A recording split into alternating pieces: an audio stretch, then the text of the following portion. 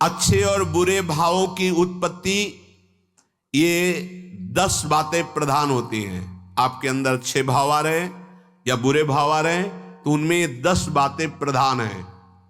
पहला, स्थान।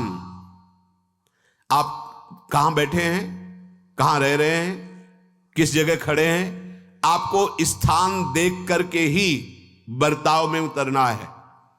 जैसे मदिरालय है, आप वहां खड़े होंगे तो तमोगुण अपने आप बढ़ने लगेगा, आसुरी प्रवृत्ति बढ़ने लगेगी।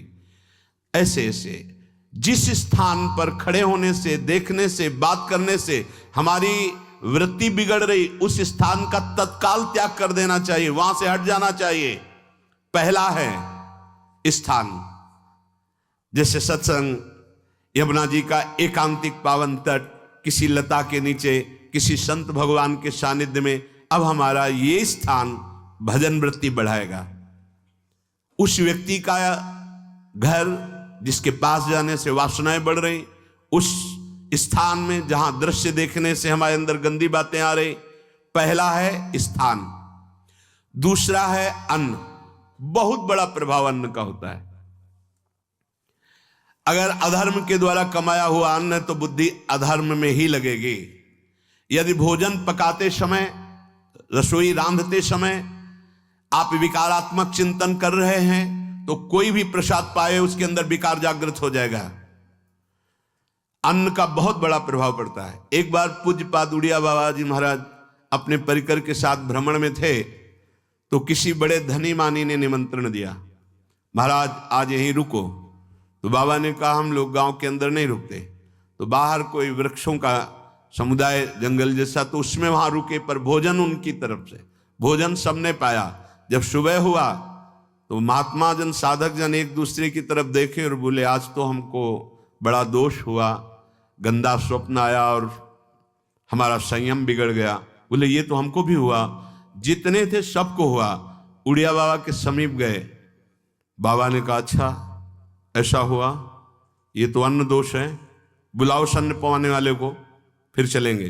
बुलाया और बाबा ने कहा बिल्कुल सत्य बोलना, नहीं तो आप जानते हो इतने महात्माओं के संयम को आपने भ्रष्ट कर दिया, सत्य बोलना क्या बात थी। तो उनका महाराज संतान नहीं हो रही थी, सुना था आप बहुत सिद्ध महापुरुष हैं तो आपके परिकर को इसीलिए पवाया, अंदर काम भाव था कि हमारे कामना थी कि संतान उत्पन्न हो, वैसे ही चिंतन करते हुए बनाया ऐसे। बोले सबका संयम नष्ट कर दिया।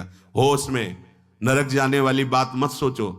अरे संतों को पवाओ जैसे अपने पुत्र को पवाते हैं, ऐसी भावना करनी चाहिए। आज हो भाग्य तो परिणाम खुद मंगल में निकलेगा। काम भाव से युक्त होकर क्यों बनाया, सब संतों के अंदर विकार पैदा कर दिया। अन्न का प्रभाव पड़ता है, हम जैसा अन्न पाते हैं वैसा। कई बार सुनाया है सिद्ध महापुरुष पूज्य प्रातः स्मरण श्री बलराम दास जी महाराज झाड़ू मंडल के, यमुना के पावन तट पर ही है, रास मंडल के पास ही, वो अपने एक लता के नीचे बैठे हुए भगवत चिंतन कर रहे थे। अचानक यमुना जिस नजदीक है तो कोई माई स्नान किए हुए निकली तो नेत्रों ने देखा और विकार उत्पन्न हो गया। वयोवृद्ध सिद्ध महापुरुष, उन्होंने कहा आप तो इस शरीर को नष्ट कर दूंगा। शिष्यों ने कहा महाराज ऐसा क्यों। बोले किसी माता के शरीर को देखकर हमारे अंदर विकार क्यों आ गया, ऐसा नहीं, आज तक कभी नहीं हुआ, ऐसा क्यों हुआ। उनका महाराज आपस में सब शिष्यों ने कि कुछ ना कुछ तो खान पान में गड़बड़ी हो गई तभी ऐसा हुआ। बाबा आज परिक्रमा करते हैं वृंदावन की, बाद में आप जो आदेश करेंगे जैसा करेंगे, पहले परिक्रमा। वृंदावन की परिक्रमा का बहुत बड़ा प्रभाव, जब कभी मन आपका ऐसा विक्षिप्त हो, परेशान हो, तत्काल परिक्रमा प्रारंभ कर देना नाम जप करते हुए। आप देखना परिक्रमा पूरी होते होते शांति हो जाएगी। बाबा ने खूब नाम कीर्तन करते हुए शिष्यों के साथ परिक्रमा दी, मन का विकार शांत हो गया। उनका ऐसा कैसे हो सकता है कि हमारे अंदर विकार आ गया, ये बड़ी सूक्ष्मता का विषय है। कल प्रसाद कहां से आया था, तो उस समय लाडले गोविंद देव जी महाराज यहीं विराजमान थे वृंदावन में। बोले तो ठाकुर गोविंद देव जी का प्रसाद आया था। लकुट उठाई, गए हो तो भगवत स्वरूप तस्मित तज्जने भेदा भावात, भगवान और भगवान के ऐसे जनों में भेद नहीं होता, वो भगवत स्वरूप होते हैं। गए और कहा बताओ आपका प्रसाद न पावे तो अपराध लगे कि प्रसाद नहीं पाया, और प्रसाद पावे तो हमारे अंदर काम जागृत हो जाए, हम तो मरे ना दोनों तरफ से। तो ठाकुर जी बात कर रहे थे, दूसरों को नहीं सुनाई दे रहा था। कह रहे थे कि देखो नाराज मत हो, दूसरों को नहीं सुनाई दे रहा था। कह रहे थे कि देखो नाराज मत हो, कलकत्ता की वैश्या थी, उसने भोग लगाया, अब उसने भोग लगाया तो हमने चख पाया, तो आपको प्रसाद का किनका लेना चाहिए? किसने कहा था कि पूरा प्रसाद पाइए? जरा किनका ले लेते हो, मधुकरी पाते। हाँ ये बात आपकी मान, तो हमारा तो पूरा विश्व है, कोई भी भोग लगाएगा हम तो पाएंगे। और हमारे प्रसाद की निष्ठा आप सबके हृदय में, तो किनका लीजिए, पूरा मत पाइए। सोचिए, भगवद अर्पित प्रसाद और वृत्ति भगवान ने आदेश किया किनका पाओ, माधुकरी मांग के खाओ। यहां वर्णन कर रहे, यदि हम अन्न थोड़ा भी हमारे अंदर दूषित चला गया, तो जब कभी ऐसी विकार की भावना हो, आपके अंदर विकार बन रहा है, तो खोजिए। आपने कोई दृश्य देखा है, आपने किसी से बात की है, आपने कोई ऐसा संकल्प बनाया, नहीं, तो फिर भोजन दोष आ गया, अब आज उपवास कर दो। जब तक वो वृत्ति न नष्ट हो तब तक कुछ मत पाना, जल से काम चलाना, तो एक दिन एक पहर अपने आप शांत हो जाएगा। अगर बहुत विकलता हो रही तो नाम कीर्तन शुरू कर दो, भोजन मत पाना, नाम कीर्तन शुरू, बिल्कुल शांति मिल जाएगी, बिल्कुल। और ये तो उदाहरण महापुरुष इसलिए देते कि हम सावधान रहें। हमारे अच्छे भाव या बुरे भाव में ये 10 बातें बहुत प्रभाव डालती हैं। पहला स्थान, दूसरा अन्न, और तीसरा जल। पानी भी बहुत संभाल के नहीं, आजकल तो देखो प्रायः ऐसे दांत से प्लास्टिक नोचेंगे, ऐसे पानी पिएंगे, कब भरी गई, कहां भरी गई, कैसा पानी, बड़ा देखो कैसा हमारे भजन साधन के लिए विक्षेप पैदा होता चला जा रहा है। पहले सुंदर सरोवरों का जल, मतलब 15 वर्ष तो गंगा जल ही केवल पिया है, जो आकाशवृत्ति से मिला नहीं, गंगा जल ही पिया है। कुआं का जल, फिर आया हैंडपैप का जल, अपवित्र होने लगा। हैंडपैप में जो वाशर, अगर वो कहीं चमड़े का पड़ा हुआ है तो अपवित्र जल हो गया। अब हैंडपैप का भी अंतर ध्यान स्वरूप हो गया, अब तो नहीं दिखाई देता। अब रह गया है मोटर से निकले और फिल्टर में जाए, वो मशीन जो फिल्टर करती पानी को, आरओ, उससे। अब वो जिनके पास है तो है, नहीं तो परिक्रमा लगाया हो, आपको पानी पीने को नहीं मिलेगा। देखो कैसा समय आ गया। भोजन, पहले कोई दगाबाजी भोजन में तो नहीं करता था।